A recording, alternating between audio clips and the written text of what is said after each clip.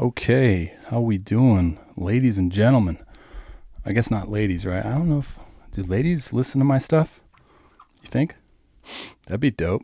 Anyways, ladies and gentlemen, how we doing? Hopefully you're doing absolutely sensational. That'd be fantastic. So we're gonna dive right into it.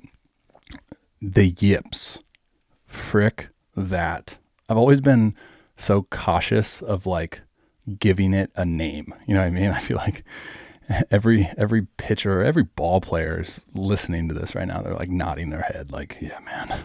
It's like Voldemort. You don't say it. So I've done a lot of stuff on yips. TheRobbyRowShow.com/yips, YIPS, if you want more context. I think there's 2 specific videos that will be educational. Today, I got a question, and I was like, dude, I am turning the camera on, strapping the mic up, throwing the phones on the head, get it? And I'm going to do a segment on it because there's some things that I have to say. Now, again, I don't speak in absolutes. I don't know everything, but the whole reason for starting my like quote unquote online presence is to just take all of my experiences that I've been super blessed to be able to have gone through and just share those experiences, give you the insight. So it can equip you. It can better equip you on your journey, So it's the whole reason. So why not just go ahead and answer this question the best that I know how, and maybe provide some potential solutions along the way. Who knows? So this the question I got, and not to single anyone out, I get this question often. Like this person, you're not the only one that's asked me this. Nor are you the only person that struggles with this. Everyone's listening like, dude, just get to it. What's the question? Well, it's probably going to be on the title, so you know it by now.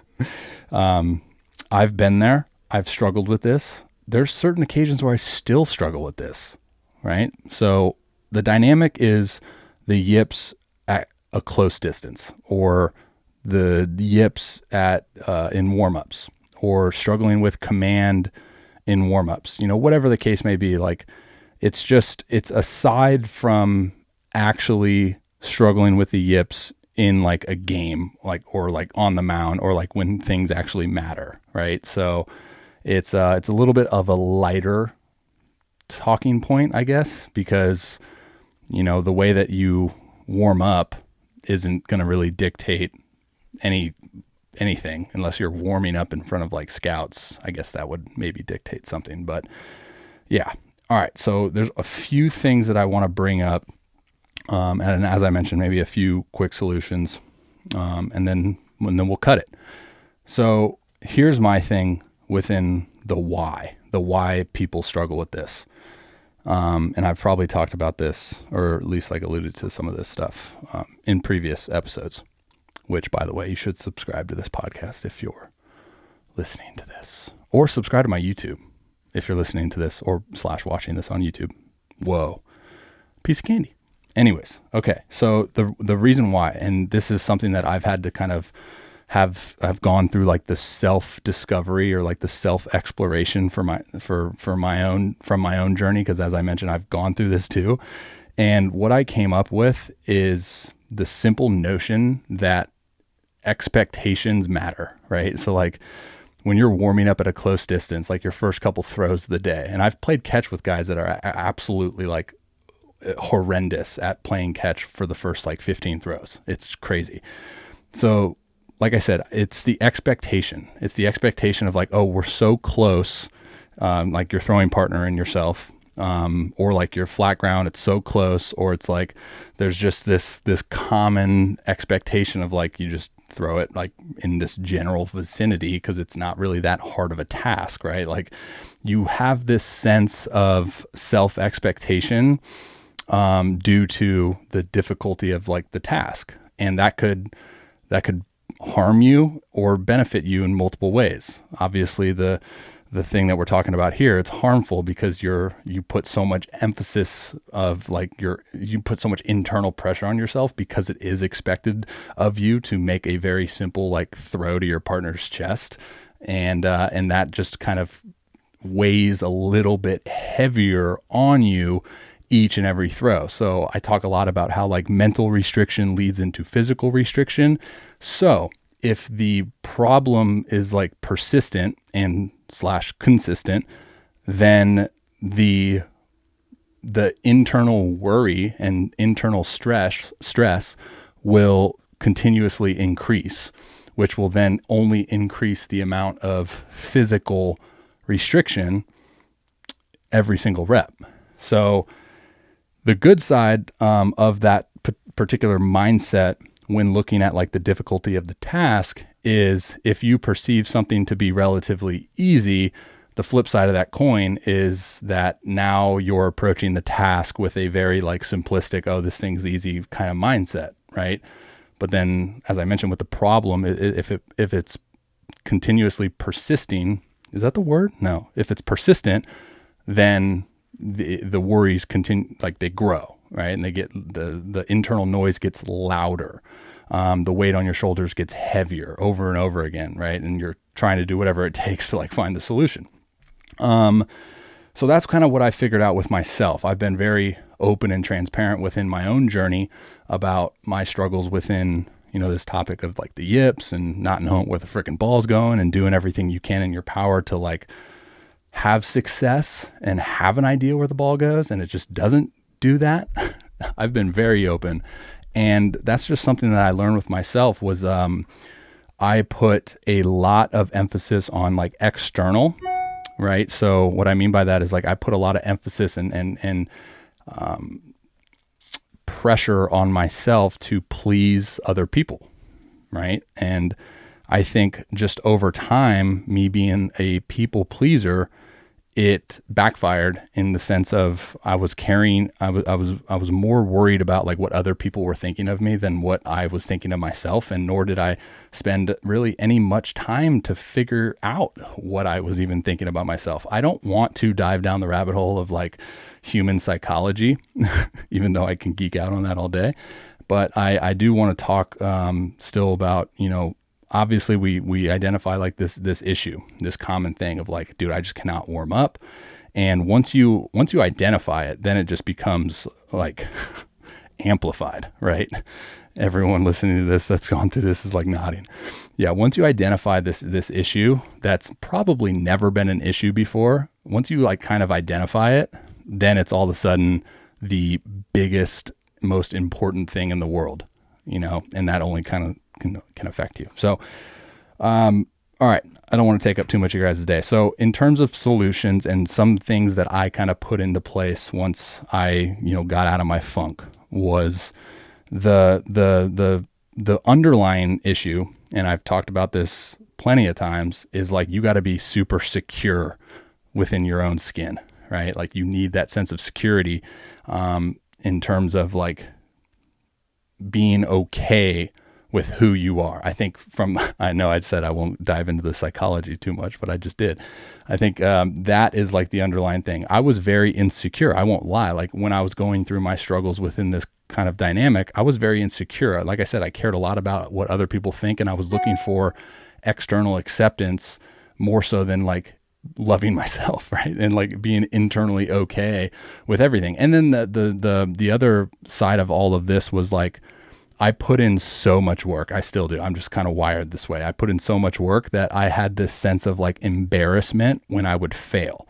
And that would even carry more weight, and it would like make things even worse because everyone around me saw how hard I was working, but then they would see my performance be extremely under par. And then they'd be like, this guy's like, what is he doing, man? And so that sense of it was like the embarrassing part. And I didn't want to feel embarrassed, right? No one really wants to feel embarrassed. But like I said, it's piggybacking off that sense of me being insecure about myself, as you can already see.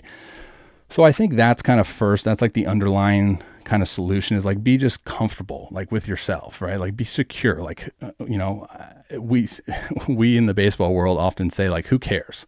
Like who cares? And I know that's so easier said than done, but that's the truth. And I think in the more that you can not care, which is and was like the hardest part for me, right? Because everyone's like, dude, just don't care, like whatever. But I love this freaking game, right? Like I care so much about this game, right? It's hard to like not care about something that you genuinely love and care so deeply about. So that dynamic, although it holds truth, is going to be a little bit tougher.